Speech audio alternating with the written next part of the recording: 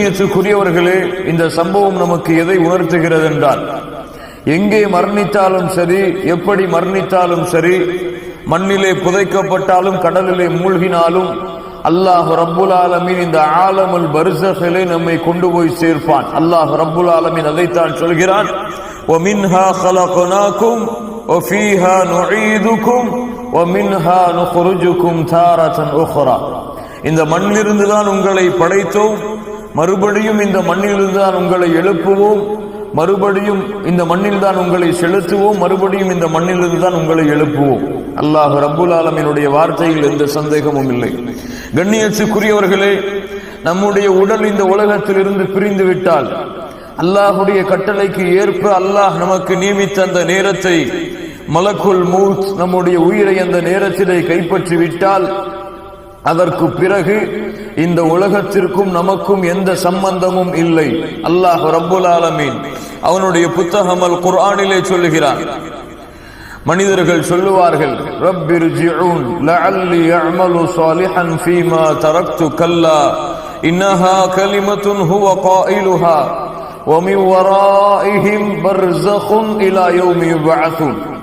இந்த இடத்திற்கு மரணத்திற்கு பிறகு திரை என்று கூட அர்த்தம் வைக்கலாம், அல்லது மார்க்க அறிஞர்கள் சொல்லுவது போல இந்த பர்ஸக் என்று அல்லாஹ் பயன்படுத்தக்கூடிய இந்த வார்த்தை மறுமை வரை அவர்களுக்கு கபருடைய இந்த பர்ஸக்குடைய வாழ்க்கை இருக்கிறது என்பதற்காக அல்லாஹ் ரப்புல் ஆலமீன் இந்த வசனத்திலே சொல்லுகிறான். எனவே மரணமாகி விட்டாலே அல்லாஹ் ரப்புல் ஆலமீனால் ஏற்றுக்கொள்ளப்பட்ட மூமின்களான உயிராக இருந்தால் அந்த உயிர் 7 வானத்திற்கு மேலாக சென்று அல்லாஹ்வை சந்திக்கும். அல்லாஹ் அந்த பாக்கியத்தை நமக்கு கொடுப்பானாக. 7 வானத்திற்கு மேலே சென்று அல்லாஹ்வை சந்திக்கும்.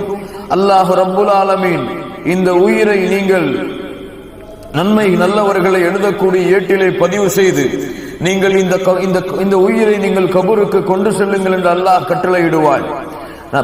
பாவிகளான உயிராக இருந்தால் அந்த உயிர் முதல் வானத்திலேயே மறுக்கப்பட்டு இந்த பூமியிலே கபருடைய வாழ்க்கைக்காக தூக்கி எறியப்படும்.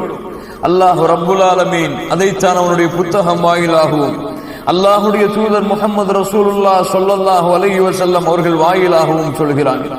மரணமாகி விட்டாலே கண்ணியத்துக்குரியவர்களே, நம்மை குளிப்பாட்டுவார்கள், நம்மை கஃன் துணியால் நம்முடைய உடம்பை மூடுவார்கள், மூடிவிட்டு நம்மை சுமந்து இந்த மக்கள் கொண்டு செல்லுவார்கள். அல்லாஹுடைய தூதர் முஹம்மது ரசூலுல்லாஹ் ஸல்லல்லாஹு அலைஹி வஸல்லம் சொன்னார்கள்.